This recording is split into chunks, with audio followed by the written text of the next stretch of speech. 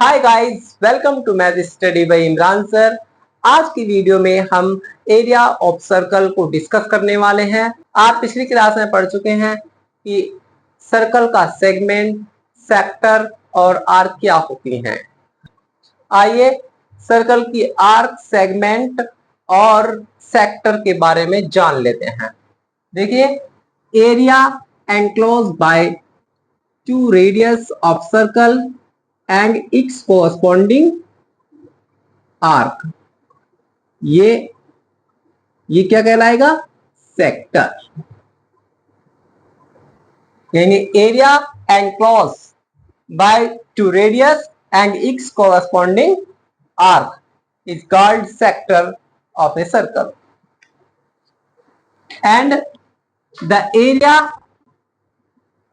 enclosed by the chords of a circle and its corresponding arc, that's called segment। ये क्या कहलाता है? ये होता है सेगमेंट। मतलब हिंदी में समझिए कि वृत्त की दो त्रिज्याओं और उसके सम्मुख चाप से घिरा हुआ क्षेत्रफल वो त्रिज्य खंड यानी सेक्टर कहलाता है। और सर्कल की जीवा और उसके सम्मुख आर्क यानी चाप से घिरा हुआ क्षेत्रफल क्या कहलाता है? वृत्तखंड यानी सेगमेंट कहलाता है। आइए अब हम इसका एरिया निकालना सीखेंगे कि अगर हमें इस सेक्टर का एरिया निकालना हो तो देखिए इस सेक्टर का एरिया कैसे निकालेंगे। अब हम इस सेक्टर का और सेगमेंट का एरिया निकालेंगे तो देखिए हम जानते हैं कि सर्कुलर डिस्क का एरिया क्या होता है। सर्कुलर डिस्क, मान लो कि ये सर्कुलर डिस्क है, सर्कल टाइप की सर्कुलर डिस्क है, ठीक है। अब ये इसका सेंटर क्या है? ओ है। तो देखिए ये है, एक रेडियस ये है और एक रेडियस ये है और इसके कोरस्पॉन्डिंग क्या है? ये आर्क है। तो इसका हमें एरिया निकालना है, इसका एरिया। तो देखिए इसका हमें एरिया निकालना है। अब देखिए कि अगर 360 डिग्री यानी कि पूरी डिस्क का, अगर हमें पूरी डिस्क का एरिया निकालना हो तो क्या होता है? वो पाई आर स्क्वायर, पूरी डिस्क का एरिया यानी कि 360 डिग्री। जैसे ये है ना, अगर हम पूरा एंगल घुमाएं तो कितना होगा? 360 डिग्री, यानी 360 डिग्री 360 डिग्री एंगल पर इसका एरिया कितना होगा? पाई आर स्क्वायर, यह होता है। तो देखिए 1 डिग्री पर एंगल क्या होगा?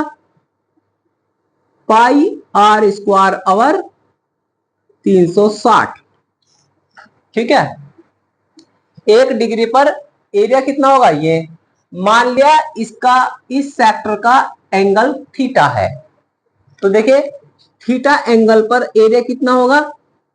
Pi R square upon 360 into theta. भाई थीटा की वैल्यू थीटा, तो अगर थीटा एंगल है यानी थीटा एंगल पर अगर हमें इसका एरिया निकालना है तो इसे एरिया निकालने का फॉर्मूला है ये, इस सेक्टर का फॉर्मूला है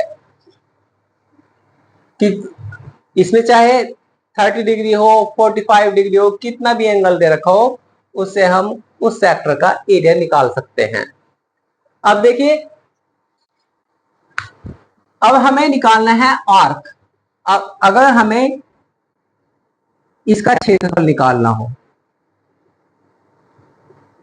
ठीक है, अगर हमें देखिए इसका क्षेत्रफल निकालना हो सिर्फ इस भाग का यानी ए बी, और ये पॉइंट ले लिया हमने सी, और ये है ओ।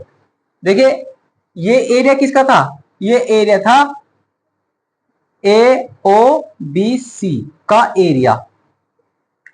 Area of O A B C. ठीक है, अब हमें निकालना है एबीसी का एरिया, यानी सेगमेंट का, इसका वृत्तखंड का एरिया। सेगमेंट इंग्लिश में कहेंगे सेगमेंट, हिंदी में कहेंगे वृत्तखंड। अब हमें इसका एरिया निकालना है। अब इसका एरिया निकालने के लिए हम क्या करेंगे कि इस पूरे सेक्टर का एरिया, इस पूरे सेक्टर के एरिया में से, यानी ये निकाला था ए ओ बी सी के एरिया में से, अगर हम ए ओ बी इस ट्राइंगल का एरिया निकाल दें तो हम इसका एरिया निकल जाएगा, है कि नहीं। अगर हमें इस सेगमेंट का एरिया निकालना है, इस वाले सेगमेंट का, तो हम क्या करेंगे, ए ओ बी सी इस सेक्टर के, जो सेक्टर दे रखा है, ये त्रिज्य खंड है, अगर इस त्रिज्य खंड में से ए ओ बी ट्राइंगल का एरिया निकाल दें तो हमें इसका एरिया निकल जाएगा। तो देखिए, एरिया ऑफ सेगमेंट, क्या सेगमेंट है, ए बी सी। हम ए बी सी सेगमेंट का एरिया निकालेंगे, यानी क्या होगा, area of A O B C minus area of triangle A O B. मतलब अगर हमें, देखिए हमें इसका एरिया निकाल लेंगे, एरिया निकालने क्या होगा, इस सेक्टर के एरिया में से इस ट्राइंगल के एरिया को निकाल देंगे तो हमारा सेगमेंट का एरिया निकल आएगा।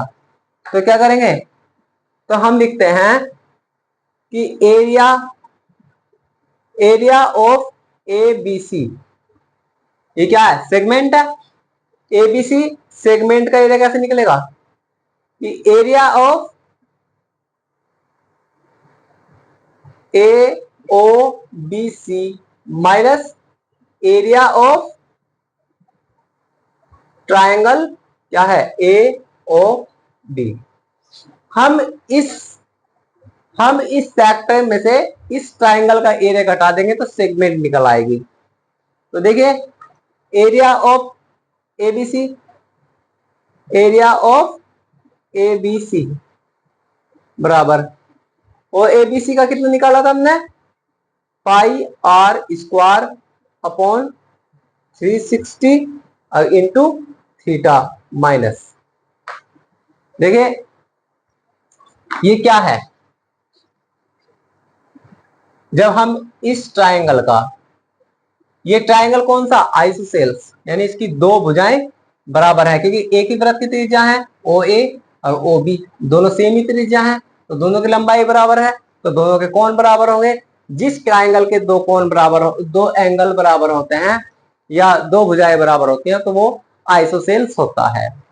तो देखिए आइसोसेल का एरिया क्या होता है, यो ए बी और इसकी ऊंचाई, इस त्रिभुज की ऊंचाई, यहां से हमने ये परपेंडिकुलर डाल दिया, तो इस ट्राइंगल यानी ए ओ बी ट्राइंगल का एरिया कैसे निकालेंगे, कि ये लंबाई ए ओ बी यानी आधार इंटू ये परपेंडिकुलर, आधार इंटू परपेंडिकुलर, तो क्या होगा, A B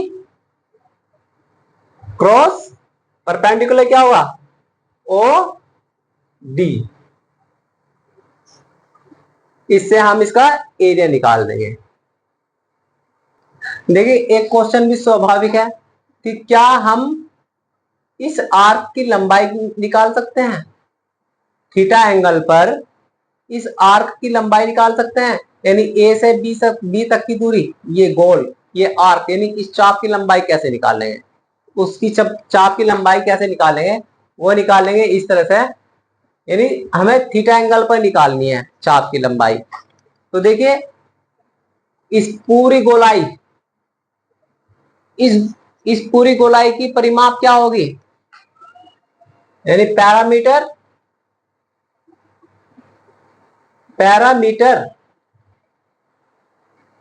parameter of circle, circular disc, तो क्या होगा 360 डिग्री पे, यानी पूरी गोलाई की जो होगी क्या होगी 2 पाई r। पूरी गोलाई की परिमाप यानी इस पूरी गोलाई की लंबाई की नाप क्या होगी 2 पाई r। कितने पे 360 डिग्री, यानी जब पूरा गोल एंगल घूमे, जब पूरा गोल एंगल घूमता है तो क्या होता है 360 डिग्री है, यानी 360 एंगल पर सर्कल का परिमाप क्या होगी 2 पाई r। तो देखिए 1 डिग्री पर, 1 डिग्री पर परिमाप क्या होगी 1/360 इंटू 2 पाई r। तो थीटा एंगल पर परिमाप क्या होगी θ/360 इंटू 2 पाई r। ये हमें आर्क की लंबाई निकालनी हो तो आर्क की लंबाई निकालने का फॉर्मूला है। तो आइए एक इंपॉर्टेंट क्वेश्चन करते हैं।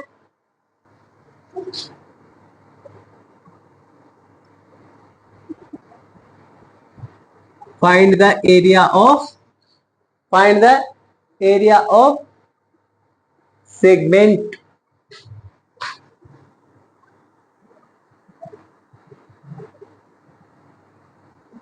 if the radius of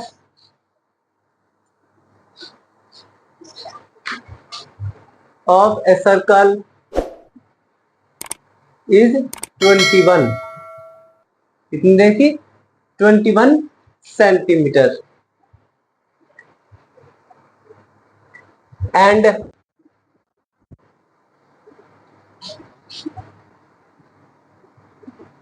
angle AOB equal to कितना देखा 120 डिग्री। ये इसकी फिगर दे रखी है।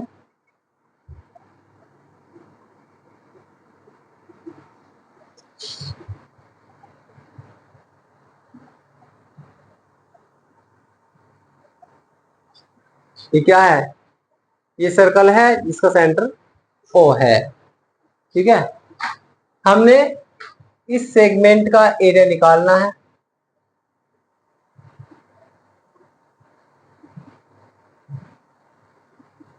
हमें ये फिगर दे रखी है इन्होंने, ठीक है।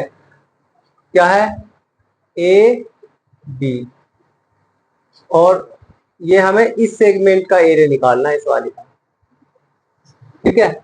और एंगल ए ओ बी कितना दे रखा 120 डिग्री, और जिसकी रेडियस 21 सेंटीमीटर है। भाई ये ओ बी क्या है इसकी रेडियस, ये दे रखी 21 सेंटीमीटर, यो भी 21 ही होगी क्योंकि यो भी रेडियस है इसी सर्कल की, ठीक है। तो हम क्या करेंगे कि इस सेगमेंट का निकालना हमें एरिया, तो इस सेगमेंट का एरिया निकालने के लिए हम क्या करेंगे इस सेक्टर का एरिया निकालेंगे, इस एरिया का सेक्टर का एरिया ए ओ बी, और यहाँ कोई पॉइंट सी मान लो ए ओ बी सी, इसका एरिया यानी इस सेगमेंट का इस सेक्टर का एरिया माइनस इस ट्राइंगल का एरिया, ये निकाल दें तो क्या होगा हमारे इस सेगमेंट का एरिया निकल आएगा। तो देखिए area of segment A C B बराबर क्या होगा एरिया ऑफ किसका A O B C minus area of triangle A O B. हम इस सेक्टर के यानी इस पूरे सेक्टर में से इस ट्राइंगल का एरिया निकाल देंगे तो इसका निकल आएगा। तो देखिए क्या करेंगे 120 डिग्री पर एंगल हम क्या निकाल लेंगे भाई, ये फॉर्मूला निकाला था हमने थीटा एंगल पर क्या था इसका भाई थीटा एंगल पर सेक्टर का एरिया कैसे निकालते? Theta by 360 into pi R square, ये था फॉर्मूला, यही था ना। तो क्या करेंगे, थीटा, तो थीटा की वैल्यू कितनी देगी भाई, लिख दो पहले, theta by 360 degree into pi R square minus area of A O B. हमें ए ओ बी का एरिया निकालना। अब हम यहां से यहां तक एक परपेंडिकुलर डाल देते हैं इस पर, डी, ये सेंटर में आएगा।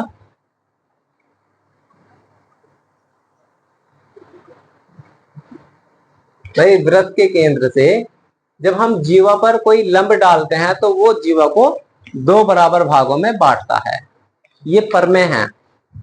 ये क्या होगा इसका एंगल ऑफ बाइसेक्टर, ये भी 60 डिग्री का, तो ये भी 60 डिग्री का होगा। ऐसा क्या फॉर्मूला है जिसमें लंब भी आता हो और कर्ण भी आता हो? भाई इस एंगल के लिए ये क्या होगा, लंब, ये कर्ण है। तो हमें ये लंबाई का ये लंबाई निकालनी है, यानी एडी। एडी की लंबाई निकालने के लिए क्या करेंगे, हम ले लेंगे इसमें साइन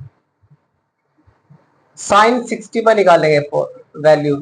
साइन 60 पर वैल्यू करेंगे, लंब बटे कर्ण होते हैं, यानी एडी, एडी अपॉन ए ओ ए। तो साइन 60 की वैल्यू क्या होगी, √3/2 बराबर एडी कितनी, एडी हमें निकालनी है, अपॉन ओ ए कितनी है, यह है 21। तो एडी बराबर कितना होगा, एडी बराबर के 21√3/2। जब एडी 21√3/2 है तो पूरी ए बी कितनी होगी, इसकी दो गुना होगी। तो ए बी बराबर कितनी होगी, ए बी बराबर है 2 इंटू ए डी। तो ए बी बराबर कितनी होगी, ए बी बराबर होगी 21√3। ये हमारी 21√3 निकल गई। ठीक है, अब हमें इसका एरिया कैसे निकालेंगे, एरिया ऑफ ट्राइंगल क्या निकालेंगे, A B into O D, यानी आधार बटे परपेंडिकुलर, आधार इंटू परपेंडिकुलर, ये निकाल लेंगे, आधार इंटू लंब। तो देखिए ए बी तो हमें पता लग गया, अब हमें ओडीओ निकालनी है। अब ऐसा क्या फॉर्मूला है जिसमें हमें ओडी निकल आए? अगर मैं कोस मान लू तो कोस में आधार आएगा, आधार बटे कर्ण, कोस थीटा इक्वल टू क्या होता है, आधार बटे कर्ण। आधार इसके लिए क्या होगा, आधार इसके लिए ओडी होगा, इसमें निकाल सकते हैं। तो कोस 60 की वैल्यू निकाल लो, कोस 60 बराबर क्या होगा, आधार यानी ओडी अपॉन ओ ए। कोस 60 की वैल्यू क्या होती है, 1/2 इक्वल टू ओडी क्या है, ओडी हमें निकालनी है, ओ ए कितनी है 21। तो ओडी बराबर के 21/2, ये आ गई। तो देखिए थीटा की वैल्यू कितनी है 120, एंगल दे रखा 120 डिग्री पे निकालनी है, 360 इंटू पाई का मान लिख देंगे हम 22/7। आर कितनी है, रेडियस 21 है, 21 का स्क्वायर है, 21 गुना 21 कर देंगे, माइनस ए बी कितनी निकली है 21√3, ठीक है, इंटू ओडी कितनी निकली है 21/2, यानी 21/2 निकली है ओडी। देखिए 12×36, 1/3 निकल गई, 7×21 यानी 22 इंटू 21 माइनस, ठीक है, 21√3 इंटू 21/2, ठीक है। इसमें से हमने 21 कॉमन ले दिया, 21 कॉमन ले दिया तो कितना होगा 22 माइनस 21, हाँ 22 बचेगा, 22 माइनस के एक 21 बचेगा, 21√3/2। इसको हम यहाँ भी आंसर लिख सकते हैं, नंबर फुल मिलेंगे। तो गाइस आज की वीडियो में इतना ही।